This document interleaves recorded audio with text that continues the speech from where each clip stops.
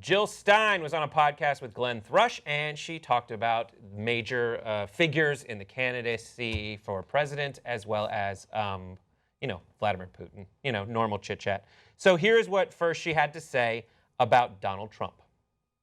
Throw this out here, but I mean, you're somebody who's done diagnoses. I mean, do you see him? What would your sort of clinical opinion be of what you've seen him in public? Do you have any clinical opinion on him? I don't pretend to, be able to do a TV diagnosis, but I think the guy has a problem. The guy has a lot of problems, physical, mental, emotional, cognitive. He comes with a whole lot of baggage, and I think it's pretty obvious. All right, well, okay. Good. Not arguing that point? Not arguing that point. A Single good through the answer. And hole. also, I like very much the. I don't want to give a TV diagnosis. Right. All But right, I good. will. She is a Good. doctor. We should remind everyone, Dr. Jill Stein. That's not right, giving it. Dr. Jill Stein, and that's was the end of her interview on the podcast with Glenn Thrush, I guess. Right? No, it wasn't. There was more. Oh, all right. Additionally, she contrasted Hillary Clinton to Donald Trump, maybe implying that Hillary Clinton might be the worst of two evils.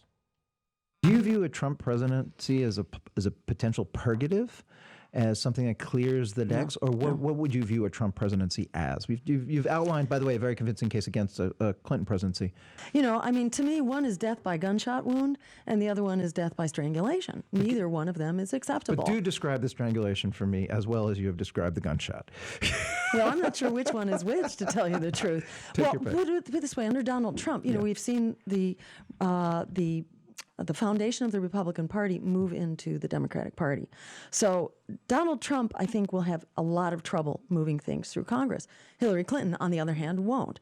And, you could say that Hillary... You're absolutely right. Hillary has the potential to do a whole lot more damage, get us into more wars faster, to pass her fracking disastrous climate program much more readily than Donald Trump could do his. So I think it's arguable about which one will wind up being more harmful to us.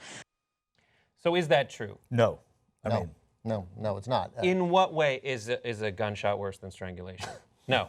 In what way is it not true? I'll tell you why it's not true right now, and it has to do with the environment, fracking, and everything else. Donald Trump does not believe that climate change is actually happening. He said he would get rid of the EPA, he would get rid of a lot of pollution standards, and that means we would spend 4 years pouring even more carbon in the atmosphere, at which point it's going to be that much harder to claw back. And Hillary Clinton at least acknowledges climate change is happening and will be able to beat her over the head with it to force through a national mobilization. And if Donald Trump wins the presidency, Brett, if he wins the presidency, we can infer sitting here now that means, and I think no one would disagree with me, that the Republicans hold the Senate and the Republicans keep the House of Representatives, which means the exact opposite of what Jill Stein just said. Yes. It means that Donald Trump will have a Congress that wants to do and undo as much of Barack Obama's legacy as president, as much of the Democrats have tried to fight. He will try and undo that, not to mention the Supreme Court justices, which he will be able to push through anyone that he wants, and the people that he's going to get counsel from are the people like Mitch McConnell that say, yes, this justice will pass.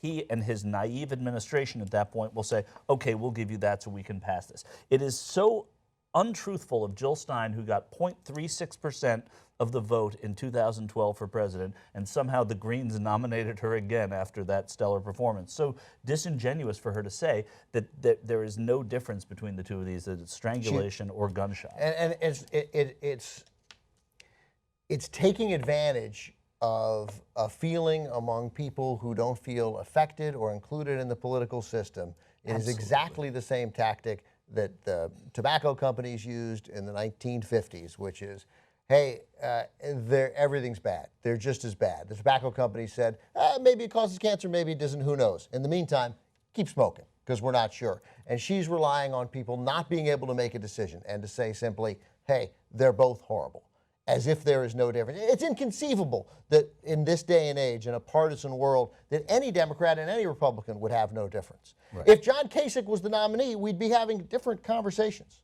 Because John Kasich would not run the risk of running the country off the cliff. He's not an authoritarian. I don't know what people who think that somehow there'll be this giant stand-up moment in America where all the right-minded people say no to Donald Trump after electing him president. The time to stand up to Donald Trump is right now. Not in January. Right goddamn now. And if you vote for Jill Stein, if you cast a vote for Jill Stein on November 8th, you are essentially saying, I would like Donald Trump to be president. That's right. That's all you're saying. And so the notion, because what giant sort of authoritarian men have taken control of a country and then quickly ceded power? That's generally not what they do. And how many elections have we had since 1932 where an incumbent has not been reelected? Twice. One in 76, one in 80, and one in 92. That's it. Otherwise, you're looking at probably 8 years of Donald Trump. You think it's going to be different, and you think, oh no, there'll be this progressive wave in 2018. Have you looked at who's up for Senate reelection in 2018? No matter who's in office, the Democrats are almost certain to lose seats in 2018 just because of the incredibly tilted map that the Democrats are facing in 2018. So Donald Trump will be elected president. He is likely to have the United States Senate with him if he wins, and he is certain to have the United States House with him. So he'll control both houses. And yeah, sure, there'll be an ability they'll stand up to him a little, but the notion that somehow Hillary, because she doesn't embrace climate change to the extent that Jill Stein does, an issue that we're all closer to Jill Stein on than we are to Hillary Clinton, but the notion that somehow what she passes will be worse than what Donald Trump will get through, that's insane. That means everybody taking their kids is she a pediatrician? Internist. Everyone taking their parents to see Jill Stein. That's a crazy bit of logic. That is an insane bit of. There are reasons not to elect Hillary Clinton president in the abstract. Those reasons I expect the person running against her to use. Too closely tied to Wall Street. Showed a tremendous lack of political courage at the most important moment in her political career at the Iraq War. You don't trust her instinctively because they are opaque and celebrate their lack of transparency. Those are really good, compelling reasons not to vote for Hillary Clinton in the primary, or I would argue if the Republicans hadn't gone off the deep end and nominated an authoritarian madman. But not now. Not now. And the notion that, again, that we are going to band together after Trump's elected and stop him and then turn the tables in 2018, the time to stop him is right now for the next 45 days. Tell your friends, tell your neighbors, do all you can. And then, as Bernie Sanders said, a guy who for not 1 second acted like a regular politician, who seemed more honest, more trustworthy, more genuine than anyone we've seen in the political process in my lifetime. He says to vote for Hillary Clinton. If you can't follow that guy's lead, then I don't know what you're waiting for. I don't know what moment or what leader you're waiting for. You have a leader of the progressive movement. His name is Bernie Sanders. He is unequivocal in what you should do on November 8th. Do it. Tell your friends and use whatever forum you have to your audience to tell them to do the same thing. And then I swear to God, I am with you, and I think most people here will be with you. If Hillary Clinton fails to deliver on the things that we have a sneaking suspicion she's going to fail to deliver on, encourage and run somebody against her in 2020 from the left.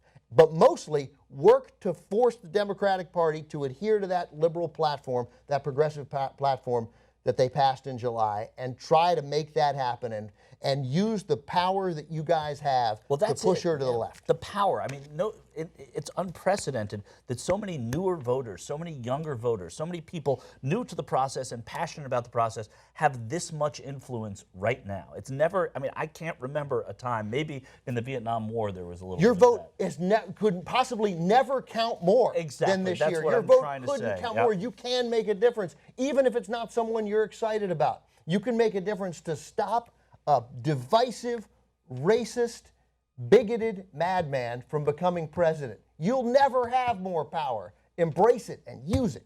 At the Young Turks, we believe in change. We believe we can change the media, make it more independent. Come do it with us. tytnetwork.com/join.